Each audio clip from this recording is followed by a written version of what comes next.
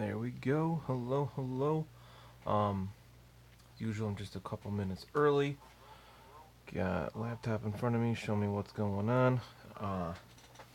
Just making sure things are working. Got a new setup. I got a little, what do you call it? Not a tripod, but a holder for the cell phone for recording. I gotta turn my laptop down a little bit. It's a bit too loud. But then we can see Page Station a little bit better than before. Got my little light here, making it so we got it nice and bright. And we are ready to go. It's marked it as following, so I can follow my own thing so I can respond in the chats if necessary. Oh yeah, we'll respond verbally, of course. And what do we got? Not quite 9 o'clock, so I'm sure no one's checking in yet. So, give it just a second here. Looks fine. I'll try to adjust this before it's officially time.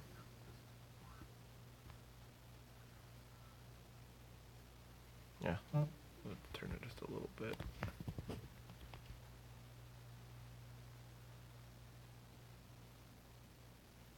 I don't like that.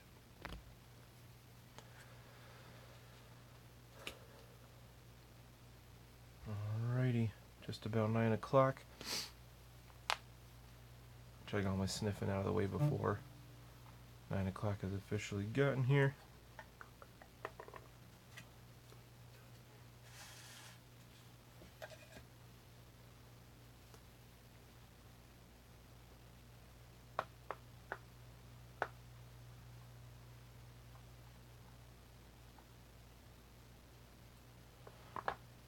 Alrighty, well, looks like it's 9 o'clock, pretty much, a couple seconds away. Those of you that are watching now, awesome. Those of you that are, what do we got? Okay, if you're watching this at a later date, if it's saved on here, then welcome. Wargaming Wednesday, we're getting some work done. Sometimes this is like work in progress Wednesday, WIP Wednesday, where you want to call it.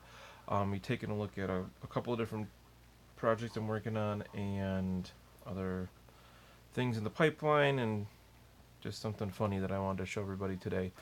So one thing we're looking at today is the new Scorpius Dune Rider for the Ad Mech. You can see I've got it mostly based, a couple little things picked out, accents and whatnot. We've got our turret ready to go there. It's also magnetized, so when it's the Dune Rider itself, we got all of our heavy stubbers everywhere. Or we could take the heavy stubber off, and I don't have the other gun right here, but something on Spiky Bits about what to do to make it more interchangeable. So luckily you don't need a magnet for that, which is pretty sweet. Put this part all together, and then you've got your tank variant. Put your gunner here instead. I'm going to magnetize another top cap lid, I don't know what you call it, open closey thing, door I guess, to put here while it's in tank mode, so it's a little more complete. And then I'll have the other cannon to go here. Last Wednesday I did get to try out the Dune Rider in a game, and it did its job. I mean, it's for 73 points because the Dune Rider itself is only 65 points, and then you have to pay for each of the 4 heavy stubbers, which gives you a total of, I think they're 2 points apiece. My math right? Yeah, because that'll be 8 points, which brings you up to 73 in total. For that, I threw 10. I used to be right here. They're not there anymore. I threw in 10 Electro Priests, Fulgurite Electro Priests with their staves. Had them in there, and they moved up. Ran up, which is kind of cool. The heavy stubbers on it are Cognis, which allows them to run and still shoot, even though they're heavy weapons. You just get a -2 penalty. So hit on 5s. I don't think it did anything, but it was kind of cool that it could do that. It had that ability at all, but it did its job. It got their Electro Priests up there. None of them died when it blew up. I was fighting knights, so It got blown up turn 1, but luckily I seized the initiative and went first and was able to get them closer. The rest of the game didn't go very well for me, but it was a good game. Logan's a good opponent. So first thing we're going to do today is take a look at getting the tank part more ready. I'm going to work on base coating. Move that out of the way. Big shake. We're going to base coat the tank chassis here. And I'll get that more even with the rest of the tank. I need to get a lot of paint. So I primed the whole thing with lead belcher, which is why the whole thing's already silver, which I find works well for Ad Mech in general because a lot of your parts are going to be metal anyway. So then for a large number of things, all you got to do is apply a wash of Nuln Oil and you're pretty much good to go, which is pretty sweet. With this one, I found that contrast paints look awesome over metals. Even though lead belcher is supposed to be the darker of the metal, it's not quite as dark out of the can, since it's the spray that I use.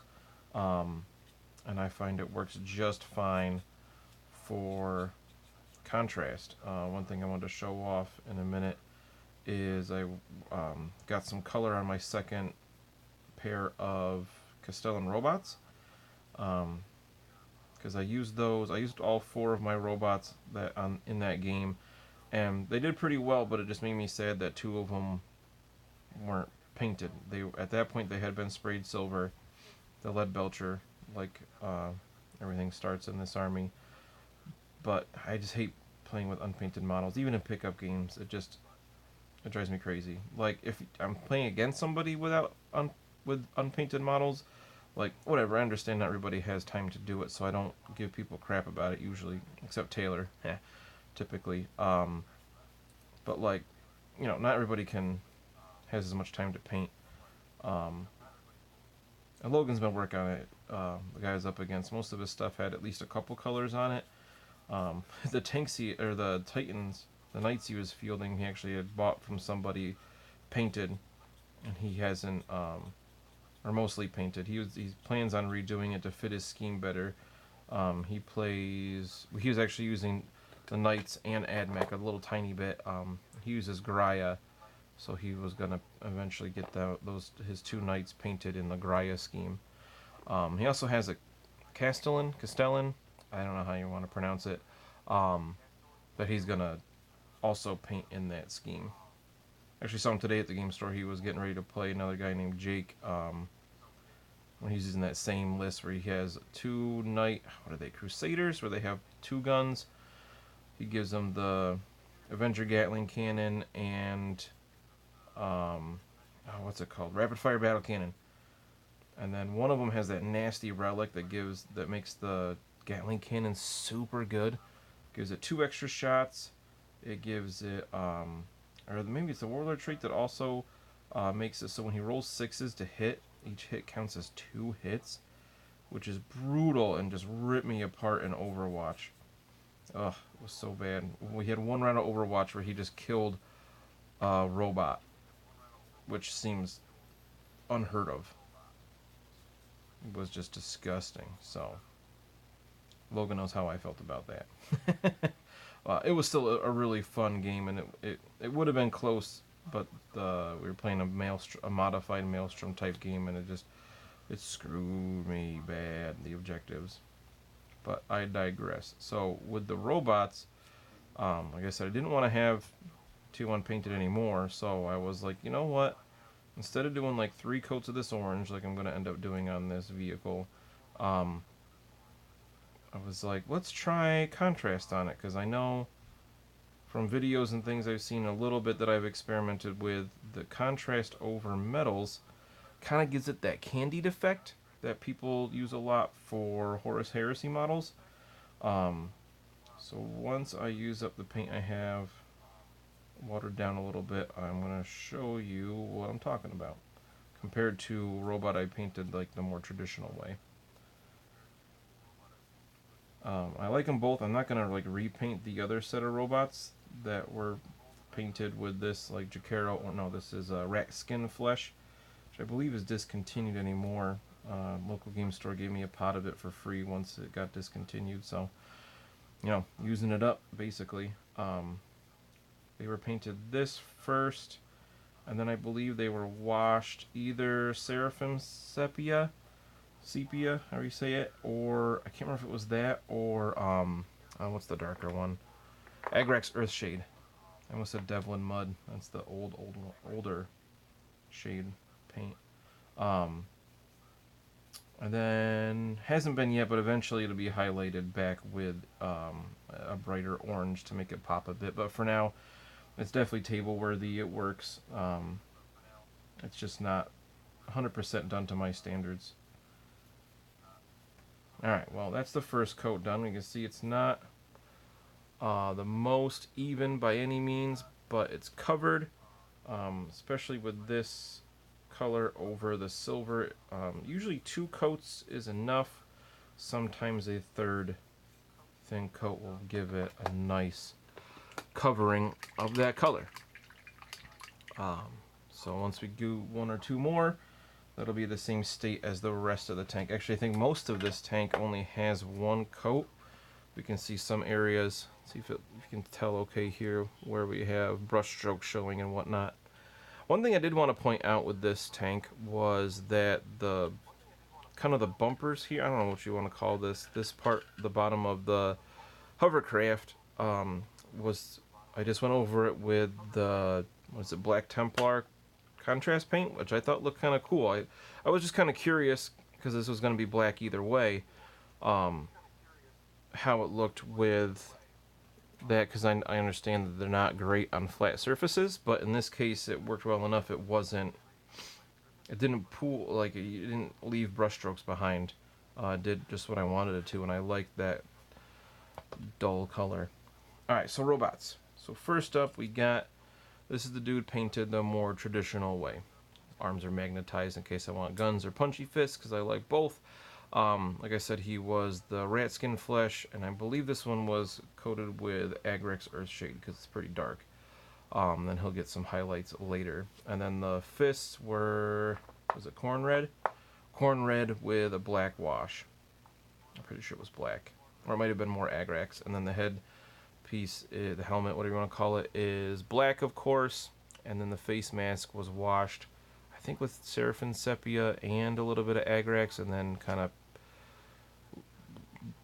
lines. I don't know what you want to, how to say it. Sorry, I'm trying to figure out how to get this light to work here. Is that better? To get some lines like damage on the screen of, or the view piece there. A little bit better. So instead, our other 2 have been applied just straight up contrast. So we have the Gryph-hound orange over silver, and the what's the red one? Blood Angels red? Yeah, Blood Angels red on the kind of hand pieces. These guys are glued on with guns because I know I'm pretty much always going to have a few with guns. So I just bumped the phone there. I'm trying to get the light away a little bit so we can see this better. Actually, I think I want to hold them this way. I'm getting used to this setup. So watching the video on the computer in front of me, it's not showing off the candy defect as much as I'd like. But, you know, take my word for it. It looks cool. You know, take that as you will.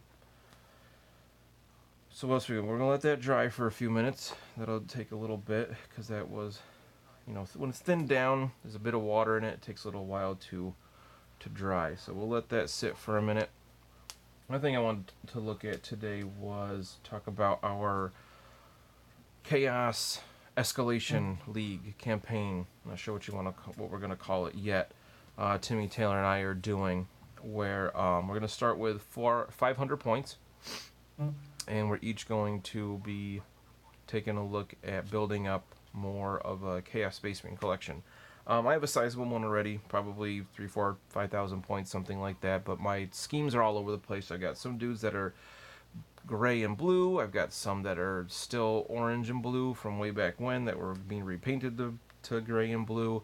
We got some painted, like the Wrath was a warband from the Demonkin, the original Demonkin supplement when it was just Corn Demonkin. I think my Possessed are painted that way, and some of my Berserkers were on the way, which I'm going to finish doing the Berserkers that way. And then there's even something else. Oh, so my Nurgle stuff is painted as the Cleaved. Guys that look like they're weeping from their armor joints and whatnot. They got like oils and green stuff leaking out. So as I'm doing Corn, Timmy's doing Zinch. He's gonna be getting the new Start Collecting soon. Once that comes out, I'm pretty sure. And Taylor's gonna be doing Slanesh because that's his thing. He'll be doing Emperor's Children. So we want to, get some ideas here.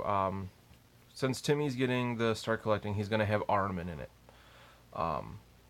He's gonna, he'll have that name character. Taylor has already bought Lucius the Eternal for his Emperor's Children. So I feel like I need to get Karn, because I don't have it yet, which seems crazy. I love Korn, but I don't have Karn. It's kind of curious what people think of that. Do I need to get Karn if they're playing the other two? I think we'll be doing that at some point. We'll be getting that model. But what I'm going to show off here was for that. I've only got my 12 Berserkers that I've had from forever ago. I had, not original, but the Chaos Battalion from like 2005 or something that came with Marines and Berserkers and maybe a Rhino and something else. Awesome sets back in the day. Very, very similar to the current Start Collectings, but I never got more Berserkers than that, so I've only had 12 forever. So instead of buying new stuff, I realized I've got Blood Warriors, because I started to play Blades of Corn last summer and just never continued it because Beast of Chaos came out, and I just kind of dropped the Blades of Corn. So I actually just sold all the Blades of Corn. It was about 900 points aside from these Blood Warriors, which there happened to be 8, which worked out perfectly well because I had 12. Now I've got 20, so 2 units of 10, or 2 units of 8 if I want to keep it corny. So what I did with these guys was super simple conversion. Chopped off their gore fists wherever I could. So let's hold this up here where we can see it. Let's move that light over again. Gave them either chain swords. I'm gonna count the axes here. I had exactly one chain axe bit, which actually came from Zek from the Heralds of Ruin, where I got rid of his chain axe to give him a blade of blood he found in the first game. So I had one chain axe, which I don't think I actually used because I figured, you know what, they have axes already.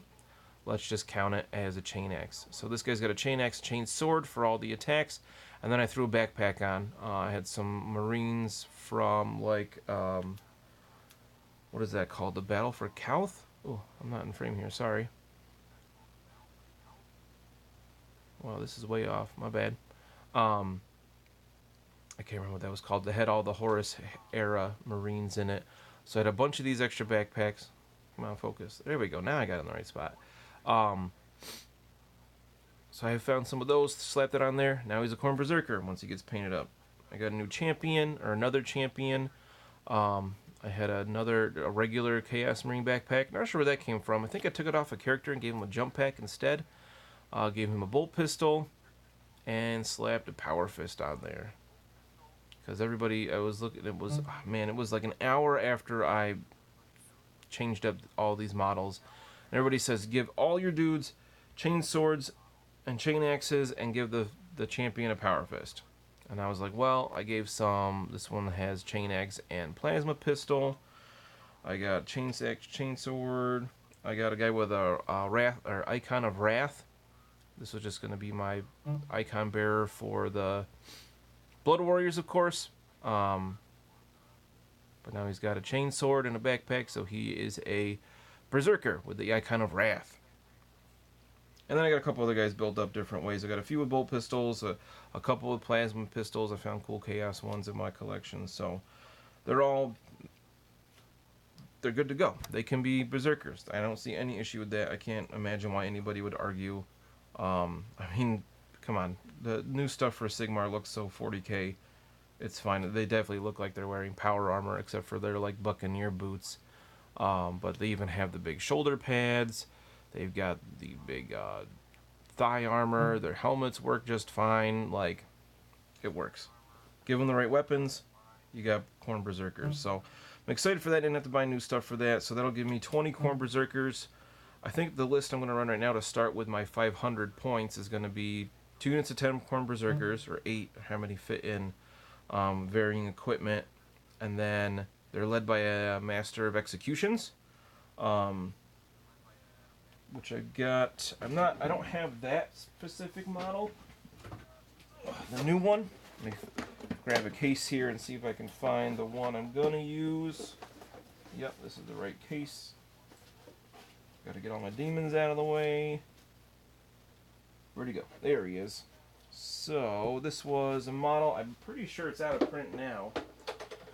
So it was metal model here, was just a Lord of Khorne. Used to be able to take just a demon weapon, which is not an option anymore. So I figured this will work perfectly for Master of Executions. Again, he's painted up as the Wrath, which is mostly red or mostly black. They got red on their, what is that, greaves? The lower legs and their feet, and their shoulder pads are red. We can't tell on this guy very much.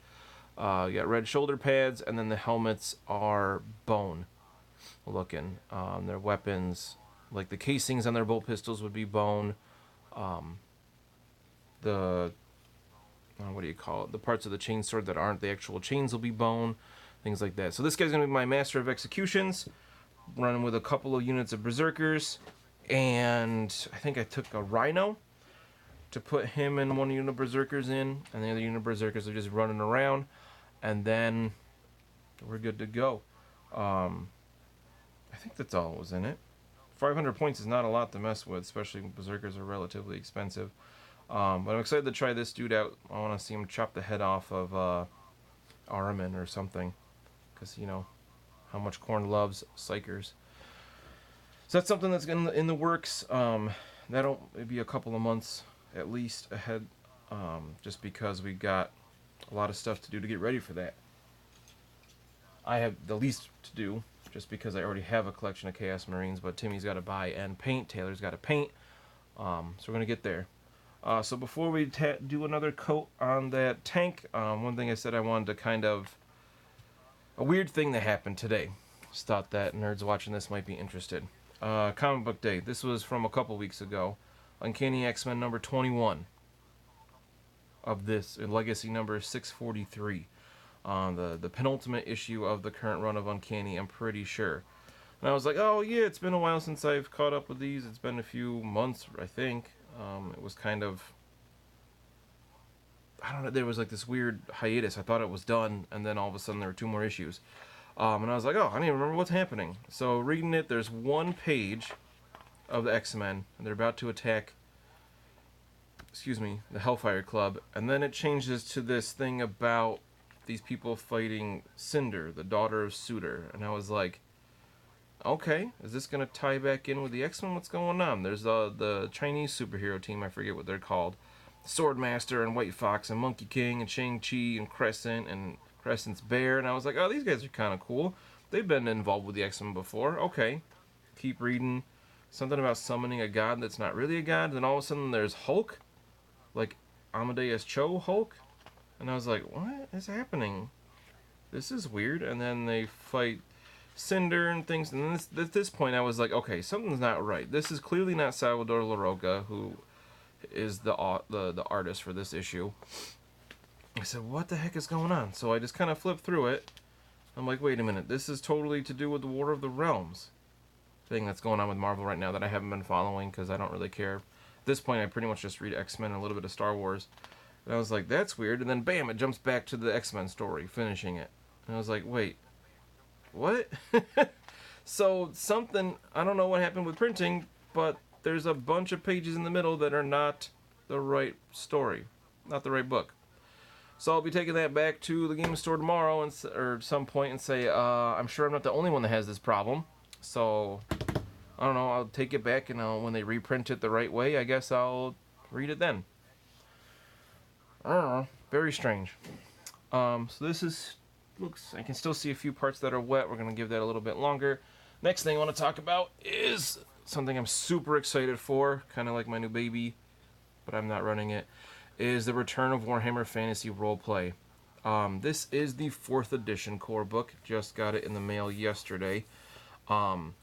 Super excited. When 2nd edition came out back in 2005, I was a freshman in college, and I was like just kind of getting into role-playing games. Like for the last year-ish or so, we played some D&D at college. We played the Warcraft RPG that was D20 based, basically D&D but with the Warcraft skin. And I was like, oh man, how cool would it be if Warhammer Fantasy had a role-playing game? So I started looking things up, and I found out that it was like, yeah, we're making a new one in like a month. And I was like, wait, what? Back when it was Black Industries, when Games Workshop actually had their own imprint, publishing imprint, that was kind of related to Black Library, but not the same. It was called Black Industries because it was making a game. And I remember buying it and paying for shipping from England because it was like you could only buy it from them directly initially. And it was like I remember at the time it seemed outrageous. I paid $60 for this book, and I was like, oh my gosh, I hope I ever get my use out of it. Oh yeah, we got our use out of it. We played so much WFRP in college and beyond. I think I played every adventure that was printed by them in some capacity. It's my favorite game ever. I was really disappointed with 3rd edition when Fantasy Flight took it over, and they restarted it, and they basically just used their Star Wars, what was it, Edge of Empire system, and I wasn't into it. I didn't want to have specific dice for it and all that, and everything I read about it just didn't seem the same. I know it wasn't the same, but it didn't seem very good. So, excuse me, I just like choked on my own spit. I'm so excited about Warhammer Fantasy Roleplay. But I never did anything with 3rd edition. We just kept playing 2nd or other games. But yeah, favorite game ever. So this JB, I don't think he's actually been on the channel, but JB's been a friend of mine since college, since back then. He's played a bunch of Warhammer Fantasy Roleplay with me. He's played as characters. He's run games. We actually were doing a Thousand Thrones campaign a few years ago. That kind of died off, as games always do. But we were talking about it the other day. He was hanging out, and he was like, I want to run this game. And I said, you know what? You're going to do that, and we're going to either film it or record it for the channel, and we're going to do some RPG for the channel. And he was like, yes, fantastic. So we got some people lined up to play. At this point, I believe we're deciding we're going to go audio only.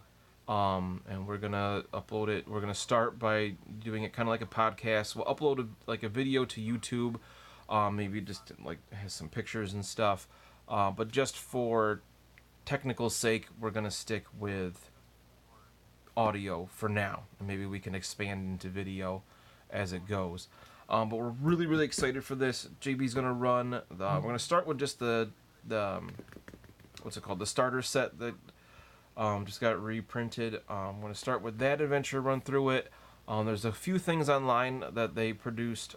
Cubicle 7 are the makers of this.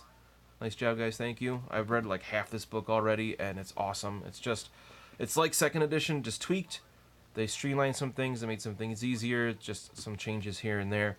So we're going to run through the starter adventure. There are a couple other little module scenario things online for free, a couple that are cost money but are very cheap. And then we 100% plan on playing through, the name left my head, The Enemy Within campaign, because they're remaking it. One of the original writers, I forget the name now, I was just reading about it yesterday, is working to make what they're calling a director's cut of The Enemy Within, which is often considered one of, if not the best, role-playing adventure. It's going to go over 5 books, which is amazing. The longest I've ever played a game continuously was over 2 books, and we got into the 3rd in college and never quite finished it. But we're gonna do this. Super excited. So if you haven't played The Enemy Within, or if you have, get ready for a treat there. I haven't played it ever because I never made it for 2nd edition, which was too bad. But we got this. So director's cut, they said they're changing, they're adding in options for if people have played it before, they can tweak little things here and there to make it different and new. And if you're watching it, you could play it in the future and still experience something new and different. So Warhammer Fantasy Roleplay, so excited. Yeah. Alright, this looks about ready for our second coat. So let's mix up some more paint. So I had a couple other things to talk about while we waited for that. What else we got going on? So last time I just yacked about mini wargaming and like how I got into the hobby. Today's more about just what's going on. So let's see. I just finished painting last night, a few Gal Vorback I got on eBay to be counts as Greater Possessed. Because I love the idea of Greater Possessed. I was thinking about it today, and I was like, well, you know, I really want to try a list where I have 5 or 6 Greater Possessed running around being awesome. Which is like, well, why did I never want to do that with Chaos Lords? Because they cost about the same. I think Greater Possessed are slightly cheaper. They're both characters. They both have 5 wounds. They both have 4 or 5 attacks. The thing is with Greater Possessed is that they buff things around them. Anything with the demon rule, or demon and legion. I think it has to be demon and same legion, or demon and the same mark. I forget which. They give +1 strength to, which is kind of sweet. So that makes them always strength 6, which is nice. But their weapon, their mutation weapon is always AP -2 and damage D3, which is nice. So that's better than an average Chaos Lord. Because unless you pay for like a Power Fist or something, he's just going to be damage 1 all the time with just a hand weapon. I mean, likely you're going to give him some kind of specialized melee weapon like a Power Sword or a Power Fist or what have you. I was like, why would I would never think to run like 5 Chaos Lords. Well, I think I just realized why.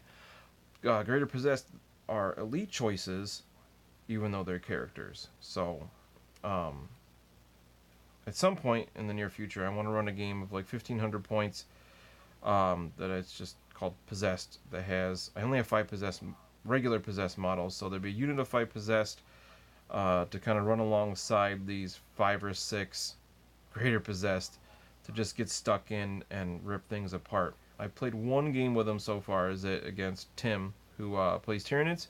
He did a game with me and Taylor one time, 1v1v1 with Tyranids, where he kind of wrecked us. Great guy, good player too.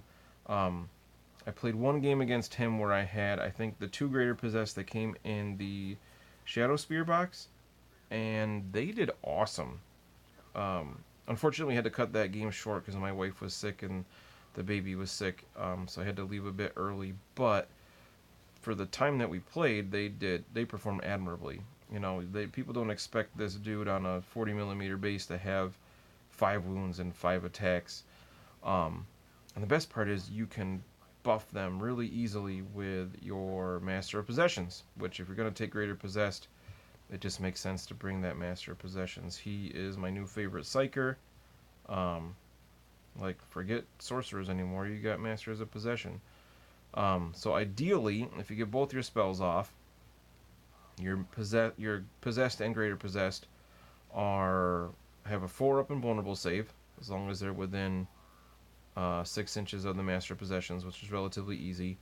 Was it Cursed Earth to get +1 invulnerable save? And then you also hit them with, I don't remember what it's called, the last spell in their special lore that gives them reroll 1s to hit and wound, which is huge. And it's just reroll 1s for both as long as you're within 6 inches of this dude. Which Tim, being a good player, caught on to quick and was able to pinpoint attacks onto the Master Possessions and take him out and get rid of my bonuses quicker than I would have liked. But, you know, while they had those bonuses up, they were pretty awesome. The only downside to this attack that I can see with running like 5 or 6 Greater Possessed is that once you set them up, they set up 2 at a time, depending on how you buy them. But you know, to fit them in a normal detachment, you need 2 per choice.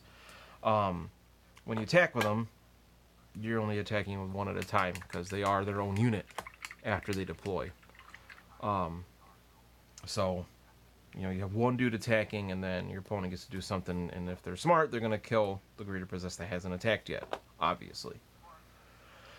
Alright, so we got second coat of that done. Looking pretty good. Most of this is quite even. Some parts are definitely going to need a 3rd coat, just to get it as smooth as possible before we hit it with a wash. Sorry, I'm realizing that watching it on the computer is just a few seconds delay, so I can't always tell. That looks much better over here. So it's getting there, almost done. Then we'll tidy up the front here, and then we'll do our black Templar over it and see how that goes. Alright, what else we got? So let's move this stuff out of the way. Got so many projects laying around. I have its awful tendency to jump from one thing to another. While one thing is drying, I'm going to pick up something else and work on it. I've got Namarti Thralls here that have been sprayed Wraithbone. They have a little bit of stuff done to them. I have my other Namarti Thrall units that are almost done. I did some work on these guys last time. They just basically need their cloaks and things, and they're done. They've been table ready for a while. I've been using them. I got Namarti Reavers that Timmy, my brother, got me just before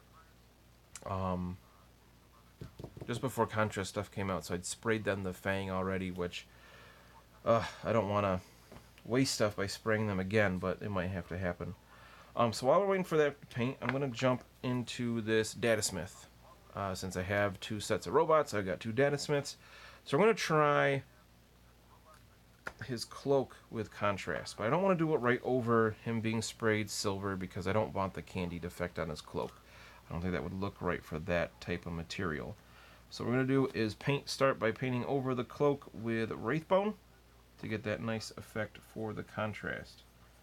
Wraithbone is usually a nice coverage, but I just thinned it down a little bit, so we're going to have to do 2 classic 2 thin coats of Wraithbone. I thinned it too much. Before we go over it with the contrast. So hopefully we'll get to that tonight and see what it looks like. This cloak is a good one for this kind of thing. There's lots of little folds in it. The only real big flat areas are on the back. So if there's some pooling there or something, I'm not really concerned. So we'll cover it. We got a purity seal, things like that I'm going to cover over too, because we can easily do that with contrast. Purity seals and skeleton horde go well together, for sure. So let's get this first coat done so it can start drying. Oh man, so I just had an epiphany the other day. It's always bugged me that the Datasmith here has a gamma pistol. Easy, right? But like hanging from his belt, he has another pistol, and it drove me crazy that he didn't have rules for it. And I was always like, what the heck is that supposed to be? If it looks like a pistol, hang on his belt, but he doesn't get anything for it. It's not like he has 2 pistols. I finally realized the other day it's a little rivet gun for like taking parts off the robots or putting parts back on, and I was like, oh, you idiot, it's a rivet gun, duh. So that's why it doesn't have rules. It's there to represent his ability to repair the robots. And I was like, oh, well, that's actually pretty cool then. That makes way more sense. And I feel less dumb now that I realize that. Some people, I'm sure that it was immediately obvious that's what it is, but you know, it's not like I've ever used a rivet gun, so it just took a few years to figure it out, I guess. Some people are late bloomers, you know? Nothing wrong with that. So his cloth parts here continue up into his torso, which is a huge pain to paint because all these little bits here. He's got shoulder pads and everything I don't want to cover because those I wouldn't mind just doing Blood Angels red and having that be a little candied. That's fine. So let's get that finished up so we can start drying. Alright, I think that's it for his cloak. Now he looks like he's from... what's the white one? Agrippina? Or Styges? Styges? They have white robes. But he's not, he's a Ryzen. I don't know if I mentioned this last time. Ryza, I didn't choose it because of the dogma. It's not my favorite. Hello, Throwlash Gaming. I am painting a Datasmith currently, with some other Ad Mech things kind of mixed in. But I chose Ryza back in 7th edition, just because I thought it was cool. It was orange and black instead of red. It was nice to see something a little bit different. And then 8th edition came out, and they came out with all the different dogma rules, and I was like, oh, that's not the best. Rerolling 1s to wound in the fight phase? It's okay. It can work well with the right units. One thing I've got a bunch once Electro Priests were actually good. I got a bunch of those for some melee, and that's nice to be able to reroll 1s. I really like it in Kill Team with things like Rust Stalkers, which normally I would never really take anymore in a regular game, but in Kill Team they're pretty awesome because I constantly seem to roll 6 to wound with them, which allows them to do mortal wounds, which in Kill Team is awesome because doing 1 mortal wound and you've killed a unit or whatever, it's great. So Rise is nice there, be able to reroll those 1s. But in the regular size 40k, it's not the best just because, I mean, it's hard to get guys into combat sometimes, which is really frustrating. You know, think the armies I play. Demons want to be in combat. Chaos Space Marines, they can do shooting well enough, but I play a lot of combat type units, so often have combat there. Ryza for them, and then Blood Angels, like their whole chapter tactic is also about getting the combat. You know, +1 to wound when you charge, are charged, or do a heroic intervention. Like, yeah, they want to be in combat, but the game is so skewed against combat right now, or has been for a while, and not as bad as it used to be. There's a lot more stratagems and ways to like run and charge and things, but still, I want to play combat, and it's just never ideal. Don't get me started on freaking, what are they called? Death Company. They make me so mad.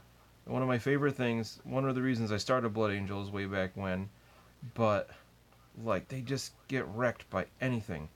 And then because they have a leadership of 7, the rest just run away or fall down or whatever. Unless you're playing with like Asterath, which I think I did last time I used them, and it worked pretty well, where he just makes them fearless, essentially. They just auto-pass morale checks. Which they should anyway, because the whole point of the fluff is they've gone crazy. They think they're Sanguinius. Sanguinius wouldn't run away. Ugh. We don't like combat much. Yeah, they should be fearless. I think what it's supposed to represent is that when they're suffering from the Black Rage, at any point they could just die. Just overtaken by their visions and their hearts give out and everything. So I think that's what it's supposed to represent, but just makes them one of the most susceptible to morale units in the game, which I don't think makes any sense. Their leadership's 7, but okay, so yeah, they have, and they shall know no fear, so they can re-roll that, which every time I've done that, I've gotten worse and more have run away. It really feels like I want to run them in units of 5, but Blood Angels love their elites. They have so many elite choices that are good. I don't want to use them all up by running tiny units of 5 Death Company, which again runs into the issue where you have 1 unit attack and then they get to attack back. If you have a unit of 10, then all 10 get to attack before they get hit back. So that constant back and forth there. So yeah, I just hit the heads of these guys with black, 1 layer, because black, I don't know why, it's a base coat, but it still has terrible coverage, so it's going to take a couple of layers there. I thought about doing that with contrast as well, but decided I didn't want that part to be candied and wanted to have a little bit of similarity to the other two. How's this looking? No, that's still wet. How's this looking? A little wet in the corners. Alrighty. This is what I mean, jump around project to project. Got a couple of things going here. So let's do, realistically, we could start hitting this guy with some other colors. Let's do some corn red on his Power Fist. Battalions do 6 elite, but you also have to have 6 troops. Which technically I could field. I've got 2 units of 5 scouts, which are nice cheap troops. I've got 5 intercessors painted up, and then I've got plenty of tactical marines where I could use units of 5. But, I hate having all these little units of dudes that make it really easy for people to get first strike or first blood, and it makes them really easy to just pick off little units at a time. I just don't know if it's worth it to be able to take a bunch of small units of Death Company. I'd rather just complain about it. But no, I think I've got 20 Death Company now. I got some off of eBay a few months ago, where I think if I'm going to run a Death Company themed list, it's just going to have Astorath. Because he does make them immune to morale. So it's just kind of like, well, I'd rather just not deal with the problem at all. And he's decent. I played him. Actually, it was a game against Taylor. I used Astorath and the 20 Death Company, and the Death Company did okay. I got 10 with jump packs and 10 without. But I was so mad. It was one of those typical moments where Astorath charges. He gets across the board. He charges. I was trying to kill a sorcerer. And then I had something attack first. Astorath's got a rosary, so he's fine. He's got a 3-up and a 4+. Invulnerable. And Taylor attacks with the sorcerer. He's playing Emperor's Children, of course, so he could go. I got 1 unit to go with that charge, and then he got to pick a unit because of Emperor's Children. So he picks this sorcerer, and he's like, well, maybe I can do a few wounds to Astorath, if I get lucky or whatever. And he just flat out kills him. Stupid Force Sword. Failed. I think he got 2 wounds through. I failed both of his rosary saves, or Rosarius, whatever they call it, and he rolled it. I think he rolled a perfect for damage because they do D3, did 6, and Astorath just died. And I was like, well, there goes that plan. It was just one of those games where I think it was turn 1 or turn 2. I had a Smash Captain charge into Mauler Fiend and not kill it, and then it killed him back. So he did like almost nothing. Smash Captains, I keep hearing these stories about people that have them go in and kill a knight in 1 round of combat, and I'm like, what? I even, I use all the right stratagems. He goes in, he uses Red Rampage, so he gets plus D3 attacks. I always seem to roll 1, so he barely gets any extra attacks. He misses tons of his rolls, even though he hits on 3s. Rerolling 1s is just, oh, so that is I thought that was Taylor. Yeah, they're the best Slanesh, maybe. It was just one of those where he just didn't do anything. I just can't seem to get Slam Captains to work the way people say they do. Like, I've had him charge in the Titans and do 4 wounds and then just get smashed by their feet, even though he's got a 3-up Storm Shield save, and I give him the, what's it called, Gift of Foresight, so he has the Black Rage, and then he also ignores wounds on 5s. And then he still just doesn't do anything. Just dies. Drives me crazy, because, like, this is supposed to be the one thing that Ad Mech have that's awesome, and it just never works. I don't know. I don't know if it's just the dice. And then he eats so many command points. And your Relic, and your Warlord trait, and he just runs up and dies. At least for me. Because you need to give him the Angel's Wing, so he ignores... You can't shoot Overwatch at him. Does allow him to reroll his charge, which is nice. It actually makes him get in with his charge more often than not. But then he also needs... You need to spend a point on Red Rampage, 1 or 2, I forget what it is, to get those D3 extra attacks. Spend a point before the game to give him the... what's it called? To make him Death Company, to give him the Black Rage. That does give him an extra attack on the charge, which is nice, and allows him to ignore wounds on 6s with the Warlord trait, Gift of Foresight. So, like, it sounds so good on paper, and then he's got a damage 3 Thunderhammer. It just never works out. One of these days I'll do it. I'm going to keep trying, because I like the idea of it, but I can't seem to get it to work. I tried holding him back a little bit and not just running him forward. Um, and then it just seems like he does too little too late. I played a game, actually was running a tournament a couple months ago. And we had an even number of players, and I was only going to play if we had odd, so nobody had a bye. And that just didn't work out that way, which was fine. We just kind of hung out, chatted, watched games, and then there was another dude there who wasn't playing in the tournament. Was like, "Hey, you just want to play a game over here?"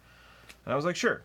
And I had brought a Blood Angels list that wasn't meant to be like tournament level, even though it was a tournament. I just didn't want there to be any, like, if somebody played me, they were probably going to get a draw or a win, but it wasn't going to be a free draw or win. So I had a Smash Captain. The guy I played against used Mortarion, which was the first time I had played against him. He also had Ahriman and Abaddon, and I was like, whoa, this is all over the place, but super powerful. So I had a Smash Captain. I think he also had a Demon Prince or two, because the Smash Captain killed a Demon Prince, actually did something. Mortarion is the worst. I hate that guy. I had both of my units of 10 Death Company charge into Mortarion and just die. Like, they did a couple wounds. They did hardly anything. Did a couple wounds and then got dead. Was the Thunder Hammers in the units were the only thing that did any damage. I thought just weight of attacks I could whittle him down.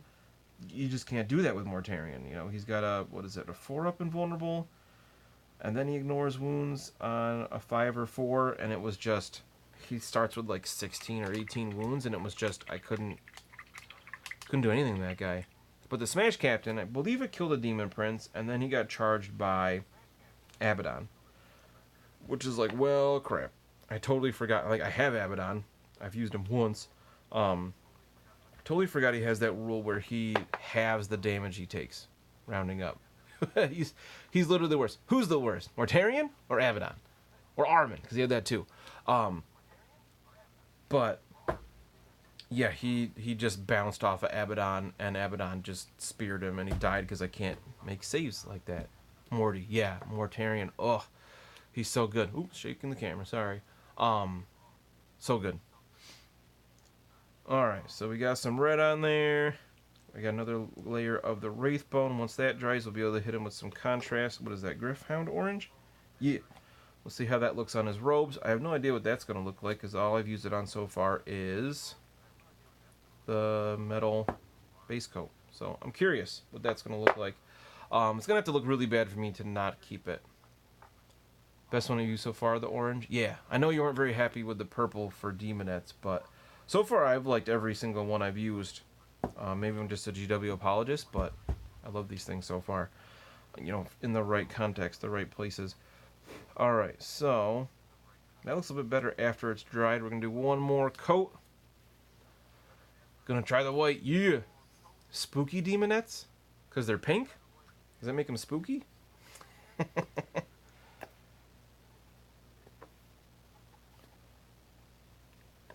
Kind of waiting to see what he says there. So we're going to do one more coat of our rat skin flesh here. Really focus on these big flat areas to get a nice even coat. Which is going to cover up with the wash anyway. So sometimes I wonder why I bother doing so many layers. But, you know, when you're doing one tank at a time, it's not that bad. When I had 3 Doomcrawlers I was working on at once, it was awful. I was like, what am I doing? They'll be ghostly. Oh, okay. I like that. That's cool. Different little take on it, kind of like that alabaster white. They make you think they're pure, and then they like lick your face off. It's one of my favorite images. I think it was from WFRP, or it was just from an old Warhammer book, where there's like this Empire soldier, and there's a demonette that's like holding him, and it's like licking him with this nasty barbed tongue. Ugh. So Slaanesh, so perfect. Love that image. Alright, so while I'm covering this thing with one more layer of paint, those of you watching, are you guys working on anything? Or just like sit on the couch watching Twitch like a nerd? Or are you listening to me drone on about whatever while you're working on your own projects? So we got a couple viewers right now. Where it's like down the guy's throat. Yeah, that one. It's so good. That nasty long tongue and it's like ripping him open. Oh, so Warhammer.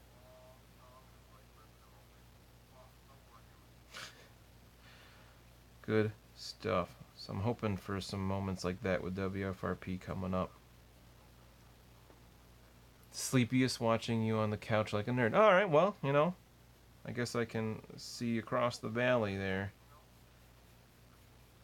I can see you. Oh man, that's creepy. Oh man, so WFRP, so excited. I've had so many amazing moments in WFRP over the years. A couple of my favorites, mostly with the same groups. Like I said, we played in college a lot, so the group didn't change a ton, but we played through the Paths of the Damned. We got through the first 2 books in one college year. It was pretty sweet. There was the Ashes of Middenheim, because it took place just after the Storm of Chaos, and then there were the Spires of Altdorf.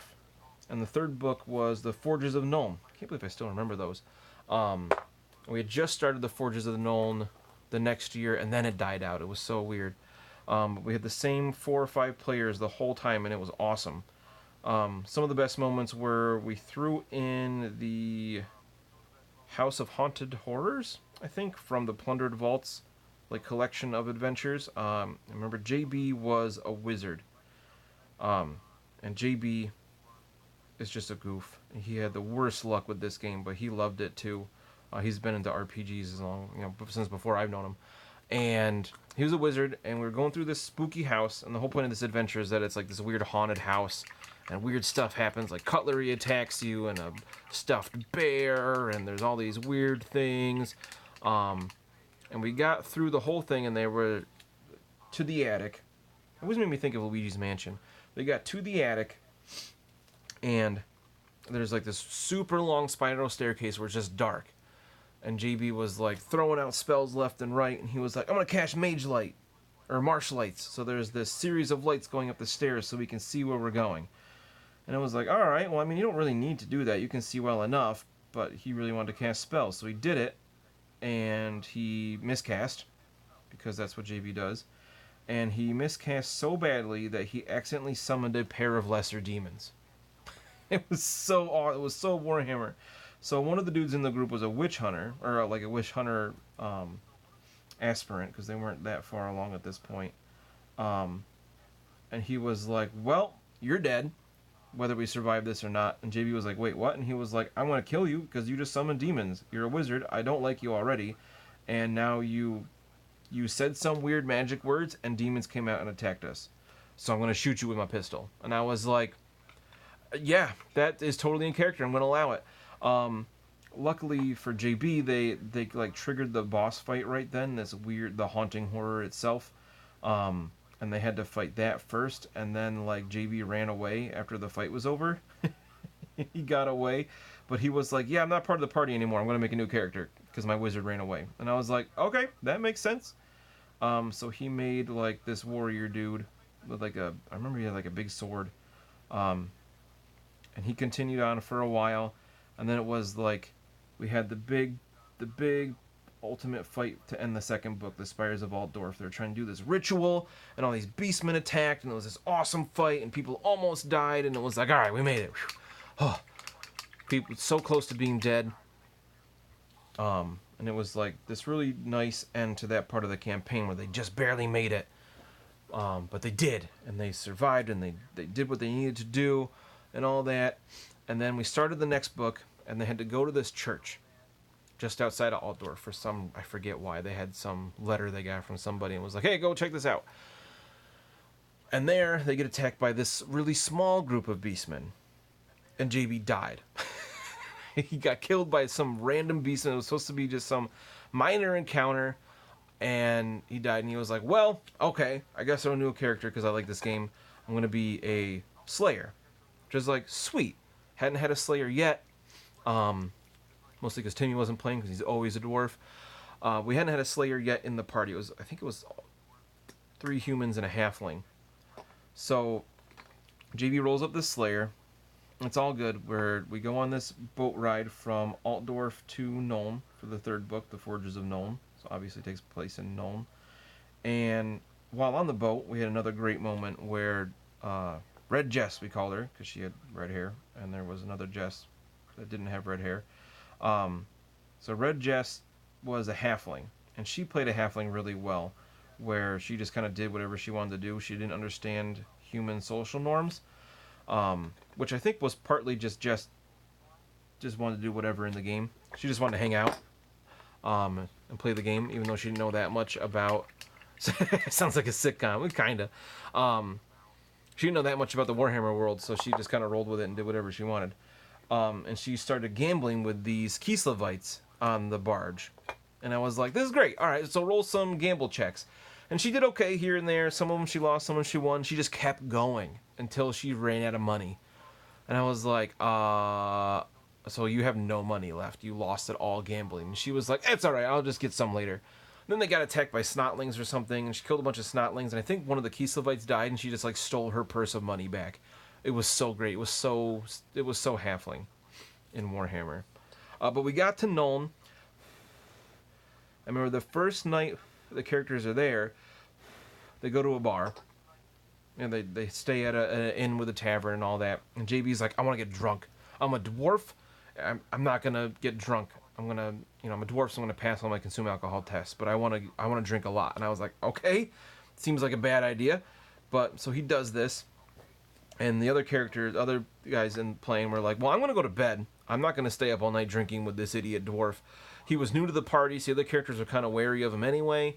So they just left. So JB's like, I'm going to keep drinking. I'm going to get drunk. So he gets stinking drunk and rolls on a chart to see what happens. He passes out, and because everybody else left him because he was kind of undesirable, he wakes up in the morning in the alley with nothing but his pants. Because, come on, that's what happens. He had some money, but like he lost his great axe, and he was like, oh no. And it was just so JB that this happened to him. Unfortunately, that's where we kind of ended. We never really continued. We didn't get to finish Forges of Nuln. Maybe someday I'll be able to do that. See what happens. There's supposed to be this huge demon that you have to stop. Spoiler alert. But moments like that are what I'm looking forward to with playing WFRP again. Let's see. It's just about 10 o'clock. One last story about WFRP I want to tell because it's my absolute favorite. Same group, or more or less, a couple people different, but Red Jess was playing again, and we were playing as a Skaven party using the the Children of the Horned Rat book. We had rules to play as all Skaven, and it was glorious. It was the best thing. My friend Murphy, basically how it worked was one of them was the Grey Seer, and he was in charge. And he told everybody else what to do. And he literally bought new party members when they died. He'd go back to the Undercity, he would pay some Warpstone tokens, he'd buy new Skaven because they die all the time. So the best moment of the whole thing, let's see, I know Murphy was playing, our buddy Alex, Red Jess, and JV was in this as well. He, at least initially, he was playing a Clan Pestilin, a Plague Monk, who I constantly made him make checks to see if he crapped himself. And then he would have to take like a toughness test, and he'd be like, oh, well, you just crapped everywhere. You sprayed the Musk of Fear and just, left your droppings. And he's like, yeah, because it's Pestilence. And I was like, all right, make a willpower check. And he would fail it every time. So, okay, now you have to roll in it because you're going to, that's what they do. And I thought that was hilarious. Other people thought that was pretty funny. So that was great. The other one was the time the Grey Seer wanted to go. Murphy, he was a great guy, but he drove me crazy as a GM because he would just ignore my plans. He decided that he wanted to go commandeer one of the ships in the harbor. And it was like, okay, well, I can't tell you can't do that, so let's try to dissuade you. So he goes out there, and it was like, you don't have a boat. How are you going to get to these ships that are the rather big boats in the very deep river? And he goes, all right, well, I'm going to tell Red Jess, who's playing a Night Runner, so Eshin Skaven, so like a ninja Skaven. And she had decided that her character was going to be so super overconfident that it would never admit anything was wrong and always knew exactly what it was doing. And it was awesome. So funny. So Murphy, the Grey Seer, says, go get me a skiff so we can sail over, so we can go to the ship. And she's like, okay, got it. And then she turns to me, out of character, and says, I have no idea what a skiff is. My character has no idea what a skiff is. And I was like, okay, so what do you go get? She goes, I go find the shiniest rock. And I was like, all right, cool. Because she wouldn't admit that she didn't know what a skiff was. So she finds the shiniest rock she can. She brings it to the Grey Seer, and she's like, here, I found this for you. And he's like, what? No. Slaps it out of her hand, hits her in the head, and says, no, get me a skiff to go to that boat. And she's like, oh, right, a skiff. Okay, got it. And she leaves. And she's like, I still don't know what it is, but I can't admit that I don't know what it is. So I'm like, what are you going to get this time? And she's like, well, I'm going to find a shinier rock or something. So she found some other little bauble, brings it to the Gray Seer. The Gray Seer, like, slaps himself in the face, and he's just like, this is ridiculous. I'm going to do it myself. So he goes and gets his own skiff, gets all the Skaven in the boat. There's like 4 or 5 of them. They go to the ship, and Jess is like, well, I'm just going to climb the side of the boat. She had like, not punch daggers, but like claws she held onto. She's just going to climb up with that. So she tries, and she falls in the water. I remember JB's Pestilence Skaven tries to climb up the boat, falls in the water, almost drowns a number of times. I think one of them finally pulls him back out into the skiff. They finally get over the edge because they're so inept. It was so great. They're so stupid. Yeah, it's mine too. They get on the boat, and I'm like, all right, so it's like nighttime. Obviously, they're doing this at night. And they're like, okay, are there any crew? I'm like, yeah. I'm like, what do we see? There's like 3 crew. And they're like, okay, that's fine. We can deal with that. And I'm like, but you notice they're short. And they're like, what do you mean short? And I'm like, they're dwarves. And they're like, nope, never mind. We're leaving right now. They're not messing with dwarves. So I decided it was a dwarf cargo ship, which is a little out of character, but for the moment I thought it was hilarious. And they were just like, nope, forget it. So Jess stayed behind. She was like, well, no, my character's so overconfident. He's gonna fight these dwarves on his own. And that's how her character died. There was another point where they had a little home base down in the sewers, and Alex was playing a Poison Wind Globadier, and his character hated Jess's character, the Eshin. So he tried to kill her at one point. They were arguing about something. He took one of the Poison Wind Globes, and he smashed it on her face. I just made him make a weapon skill. He was like, I'm just going to smash it in her face. I've got protection from it. It'll kill her, and I'll be fine. And it was like, all right, sure. So make a weapon skill check. He passes. She doesn't dodge or whatever. Smashes it on her face. The poison wind then, like, disperses in a random direction. She makes all of her tests and is fine. The gas floats onto Alex's character and kills him instead. So perfect, so Skaven. Oh my gosh, so many little stories I could tell with that one. Or just different games they played. When we did the Curse of the Lich Lord, or the Tomb of the Lich Lord, I forget what it was, when they're in a Tomb King's tomb and Timmy is playing a dwarf, because he always does, and he puts his hand on this piece of gold and it's stuck forever, so he has to chop off his fingers. So many great moments. I could do just streams talking about the games that we played, which I don't know if people would actually care about. Which is why we're going to stream our own new game. That'll be hopefully in the next month or so. It's basically just finding a time that this 5 or 6 of us can get together and actually do this thing. And then actually the mechanics of recording and everything. This is dry. I'm going to do real quick. I'm a bit over time now, but I don't think that matters at all. Really. People are watching. People are still watching, so that's cool. I'm going to do a real quick orange over this guy's cloak. Let's see if I'm happy with it or not. See what it looks like. So right now he's just white, although the Wraithbone slightly off-white with some red and the silver that was sprayed on there. Let's see. Oh man, I keep getting this in the wrong spot. Let's try that again once I see. Yeah. Alright, so let's see what it looks like. Orange-fied.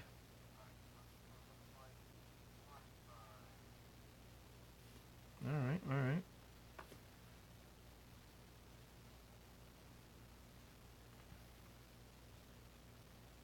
I mean, it's orange so far. I'll do the whole thing before I pass any judgment. Because if this works, as contrast is supposed to, it'll be really nice instead of doing 3 coats of the base orange and then washing it and then highlighting it. Which is why I like contrast, because it saves time. And if it's not the exact same orange as the rest of my army, I think that's fine. Just because I don't want my Data Smiths to look exactly the same anyway. So a little bit of difference is fine with me. So make sure not to get it on those purity seals, because those are going to be a different color. And the wax thing holding it on, that'll be red, of course. I'm not going to worry about the very bottom of his robe, like the bottom edge, just because I These guys have real muddied robes, so that'll be covered in like some typhus corrosion and some Agrex Earthshade to give it a dirty look. So you got some kind of weird separating going on some of the flat spaces. I haven't seen that happen before.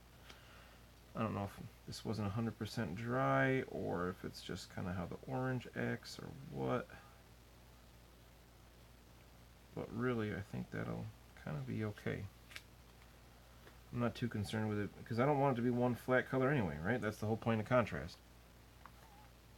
So, the color itself kind of matching the rest of the things, I think it'll be fine. I might do one final highlight to match the other highlights of guys wearing robes. And then we'll kind of go from there and see if it's something I want to do on future models.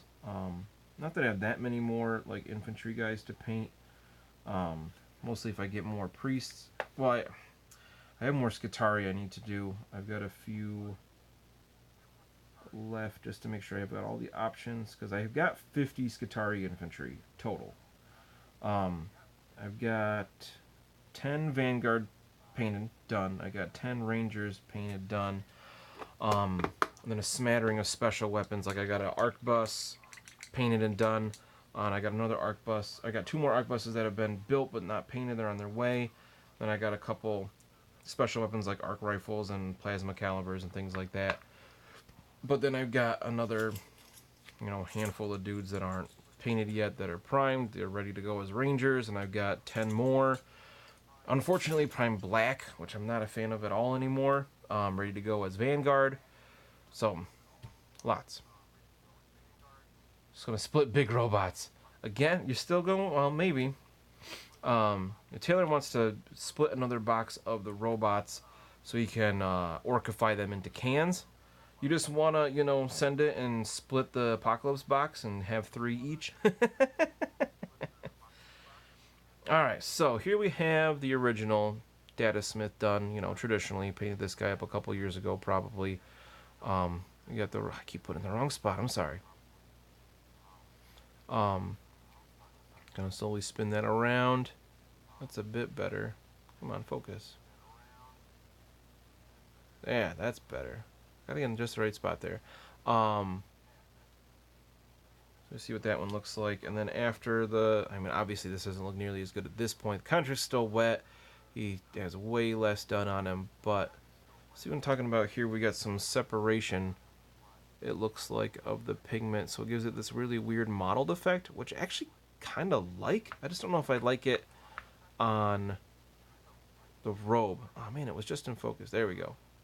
Maybe it's having a hard time. Sorry about that. Which, like I said, I kind of like that, but maybe not on the robe. We'll see. But for the orange color itself, it's not really the same. Like I said, I think that's fine. He doesn't have to look exactly the same as the other priest, the other Data Smith. So I think that's where I'm going to end it for tonight, because I've gone 10 minutes over, but that's okay. My computer and phone still have battery, so it's not like I have to be done. Let's see how this looks. Now it's base coated the same as the rest of the tank, or actually it's got a bit better coverage. Well, actually the turret will go here. I don't have the bit for the big gun right now, but and we have our Scorpius. Shoot, I forget what the tank version's called. Mostly because I haven't used it yet. Disintegrator, that's what it is. Yeah, so he's on his way. He's got base coats. He definitely looks like Ryza.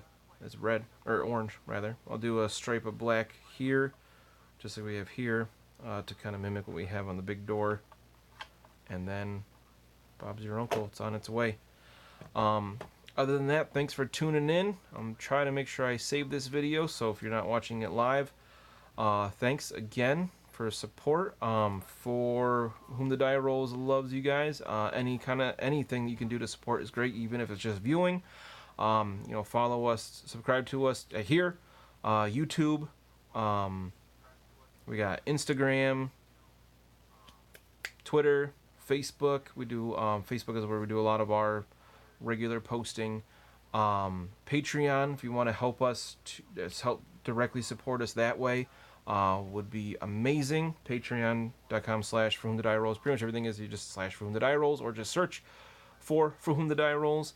And we got a lot of stuff in the pipeline ready to make for your viewing pleasure. All right, other than that, game on. See you next week. Let's stop this. Oh, I never remember how to do this. End.